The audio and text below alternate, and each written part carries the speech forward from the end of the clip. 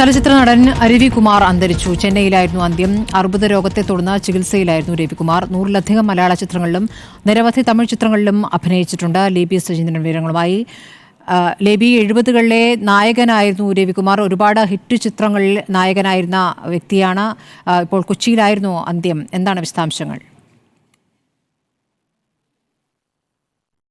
സ്മൃതി, ചെന്നൈയിലായിരുന്നു ഇന്ന് രാവിലെ 10:30 അന്ത്യം. കുറച്ചു കാലമായി അർബുദ ബാധയെ തുടർന്ന് ചെന്നൈയിലെ സ്വകാര്യ ആശുപത്രിയിൽ ചികിത്സയിലായിരുന്നു. ഇന്ന് രാവിലെ അസുഖം മൂർച്ഛിച്ച് മരണത്തിന് കീഴ്പ്പെടുകയായിരുന്നു. നാളെ ചെന്നൈയിൽ തന്നെയായിരിക്കും സംസ്കാരം. അദ്ദേഹം 70കളിലും 80കളിലുമെല്ലാം നിരവധി ശ്രദ്ധേയമായ വേഷങ്ങളാണ് മലയാള സിനിമയിൽ അഭിനയിച്ചിട്ടുള്ളത്.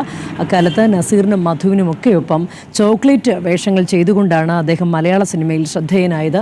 100-ലധികം ചിത്രങ്ങളിൽ അഭിനയിച്ചിട്ടുണ്ട്. അദ്ദേഹത്തിൻ്റെ മാതാപിതാക്കൾ തൃശ്ശൂർ സ്വദേശികളായിരുന്നുവെങ്കിലും ചെന്നൈയിൽ സ്ഥിരതാമസക്കാരായിരുന്നു. അതുകൊണ്ട് തന്നെ ചെന്നൈയിലെ തമിഴ് ചിത്രങ്ങളിലേക്ക് ശ്രദ്ധ പിന്നീട് കേന്ദ്രീകരിക്കുകയായിരുന്നു. അദ്ദേഹത്തിൻ്റെ പിതാവ് തമിഴ് സിനിമാ നിർമ്മാതാവ് കൂടിയായിരുന്നു. അതുകൊണ്ട് തന്നെ നിരവധി തമിഴ് ചിത്രങ്ങളിൽ വളരെ ശ്രദ്ധേയമായ വേഷങ്ങൾ അദ്ദേഹം പിന്നീട് കൈകാര്യം ചെയ്തിട്ടുണ്ട്.